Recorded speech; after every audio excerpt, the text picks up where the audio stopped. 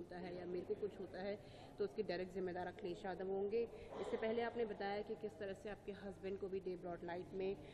जो है उनकी हत्या की गई थी और उसके बाद भी कोई सुनवाई नहीं हुई। क्या बोलना चाहेंगे आप अपने लेटर पे?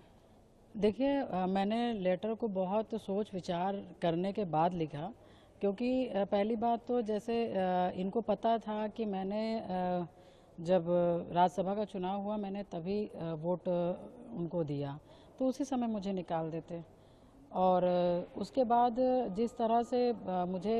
सदन पर जब मैंने सदन में अपनी बात रखी और मैंने योगी जी को और उनके नीतियों पर समर्थन किया और उसके बाद उनको धन्यवाद दिया, और तो कहीं ना कहीं जब मैंने माफिया आतिक अहमद बोला तब उन्होंने मुझे पार्टी से निष्कासित करने का काम किया। तो कहीं ना कहीं इतने अपमानित तरीके से जब मुझे पार्टी से निकालने का, निष्कासित करने का काम किया जाएगा, और क्योंकि एक चीज़ मैं बताना चाहूँगी, जब से मुझे पार्टी से निष्कासित किया गया है तो आप देख रहे होंगे कि जो समाजवादी के लोग हैं और जो खास करके जो प्रयागराज में जो अतीक के लोग हैं, जो अतीक को मानने वाले लोग हैं, जो उन पर भरोसा रखने वाले लोग हैं, कहीं ना कहीं इस निष्कासन के बाद उनको बहुत बड़ा मनोबल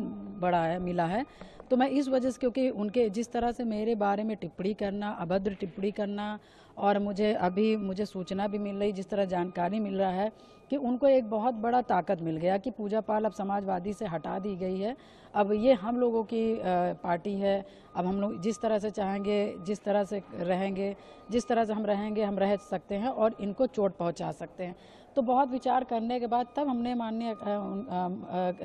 उनको अखिलेश यादव जी को हमने लेटर लिखने का काम किया, क्योंकि मैं बहुत सी चीज़ें सुन रही हूँ इस वजह से, क्योंकि जैसे मैंने सदन में बोला तो वैसे इनके लोग बौखला गए, और बौखलाने के बाद जो इलाहाबाद में अतीक के लोग हैं वो क्या करेंगे वो मैं ही जान सकती हूँ। इसलिए मैंने अखिलेश जी को पत्र लिखा कि मुझे कुछ भी होता है तो उसके जिम्मेदार आप होंगे, क्योंकि जिस तरह से मुझे अपमानित करके निकाला गया है तो कहीं ना कहीं अतीक के लोगों का मनोबल बढ़ा है, कुछ भी कर सकते हैं। आपने बोला कि आप 2 बार से इंडिपेंडेंट एमएलए रह चुकी हैं और तीसरी बार जो है आपने समाजवादी पार्टी के टिकट पर लड़ा था।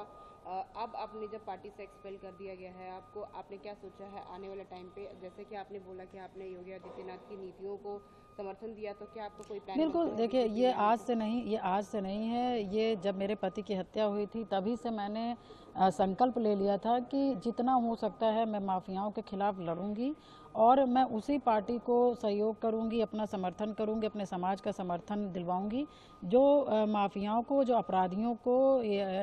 बे अंकुश लगा सके। और शुरू से मेरी नीति यही रही है, और इन सब नीतियों को देखते हुए कहीं ना कहीं मैंने काम भी किया है और आगे भी काम इसी पे करूंगी, और अपनी जनता का और अपने अपने पाल समाज के जो हमारे साथी सहयोगी हैं, हमारे भाई बंधु हैं, पिता तुल्य बुजुर्ग हैं, मैं उन्हीं की सेवा करना चाहूँगी, उन्हीं की सेवा कर रही हूँ, क्योंकि मेरे दुख सुख में, मेरे तकलीफ में, मेरे संघर्षों में मेरा समाज खड़ा रहा है, मेरी जनता खड़ी रही है। तो अभी आगे का तो मैं नहीं बता सकती कि मैं क्या करूंगी, मगर हाँ इतना मेरा तय है कि मैं अपनी जनता का सेवा और अपने पाल समाज की सेवा लगातार करती रहूंगी, क्योंकि उन्होंने मुझे बहुत ताकत दिया है और आगे का जीवन उन्हीं पे समर्पित एक करूंगी। आखिरी सवाल, अगर मौका मिले तो बीजेपी क्या आप ज्वाइन करना चाहेंगे, क्योंकि आप ऑलरेडी उनकी नीतियों को जो है समर्थन दे रही हैं? देखिए, क्योंकि हमारी विचारधारा और बीजेपी की वर्तमान में विचारधारा हमारी उनकी मिलती जुलती है, इसलिए मैंने उनके कामों के लिए समर्थन किया कि क्योंकि माफिया को, अपराधी पे वो अंकुश लगाने का काम कर रहे हैं और उस पीड़ा से मैं गुजरी हूँ,